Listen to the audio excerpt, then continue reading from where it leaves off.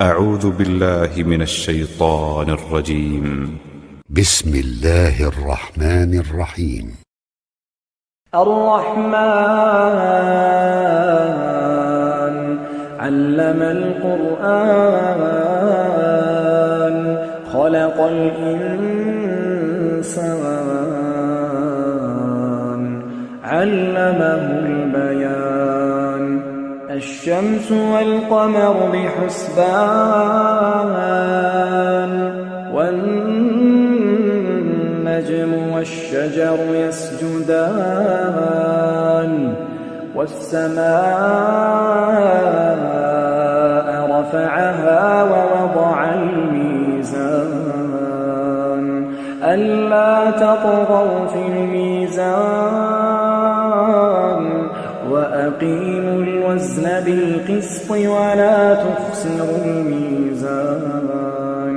والأرض وضعها للأنام فيها فاكهة والنخل ذات الأكمام والحب ذو العصف والريحان فبأي آلاء ربكما تكذبان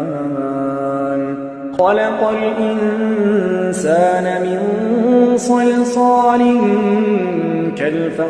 كالفخار وخلق الجان من مارج من نار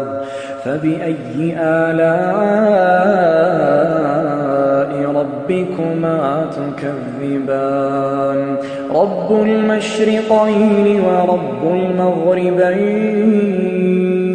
فبأي آلاء ربكما تكذبان مرج البحرين يلتقيان بينهما برزخ لا يبغيان فبأي آلاء ربكما تكذبان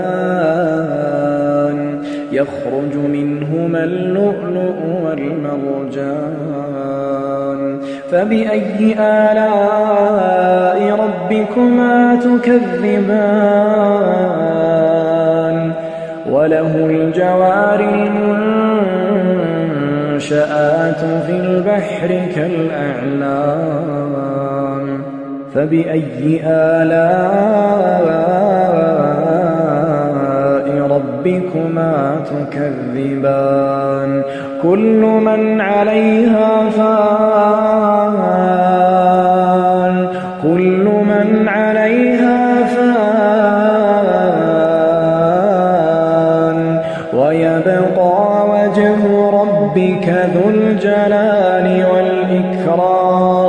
والإكرام فبأي آلاء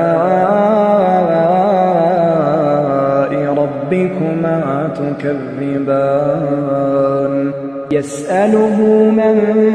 في السماوات والأرض كل يوم هو في شأن فبأي آلاء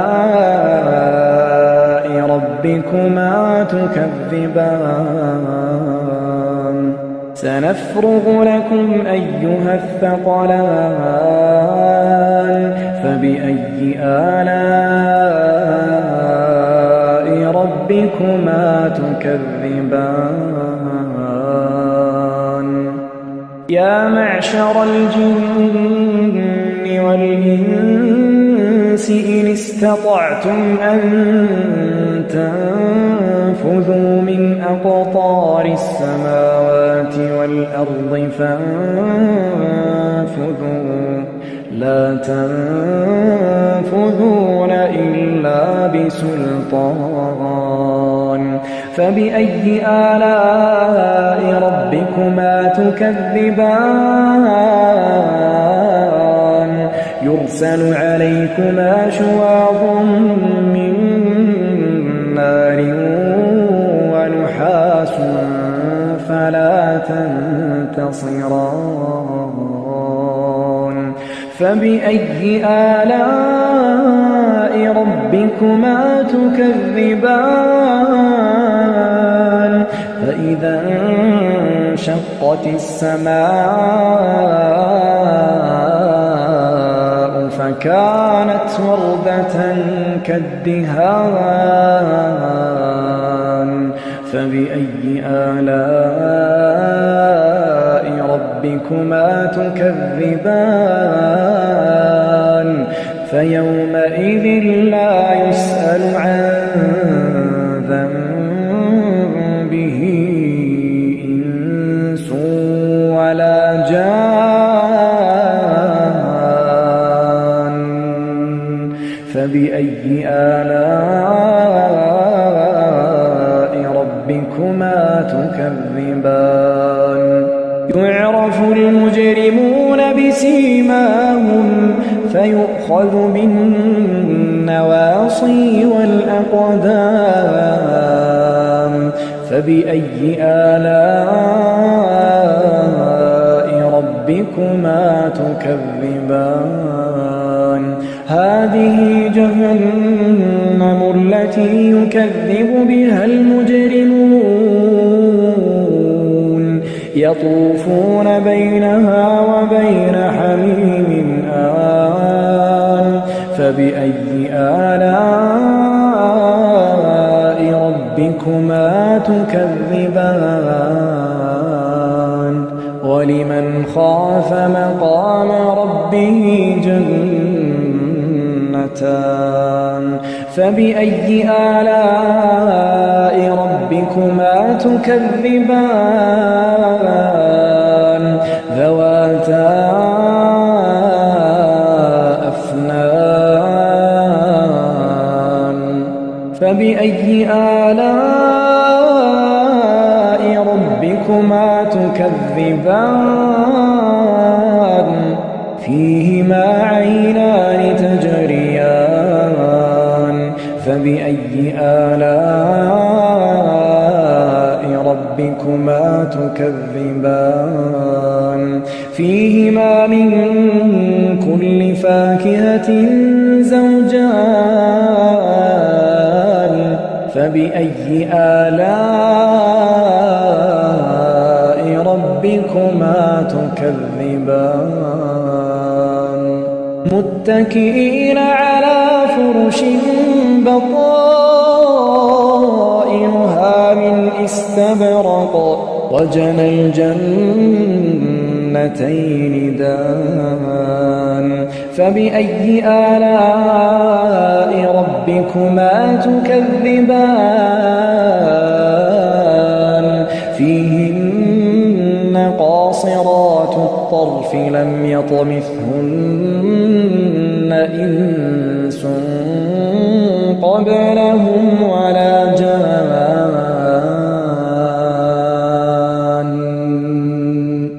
فبأي آلاء ربكما تكذبان كأنهن الياقوت والمرجان فبأي آلاء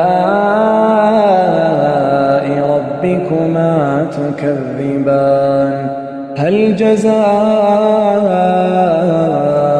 الإحسان إلا الإحسان فبأي آلاء ربكما تكذبان ومن دونهما جنتان فبأي آلاء ربكما تكذبان مدهامتان فبأي آلاء ربكما تكذبان فيهما عينان نضاختان فبأي آلاء ربكما تكذبان فيهما فاكهة ونخل ورمان فبأي آلاء ربكما تكذبان فيهن خيرات حسان فبأي آلاء ربكما تكذبان حور مقصورات في الخيام فبأي آلاء ربكما تكذبان لم يطمثهن إنس قبلهم ولا جان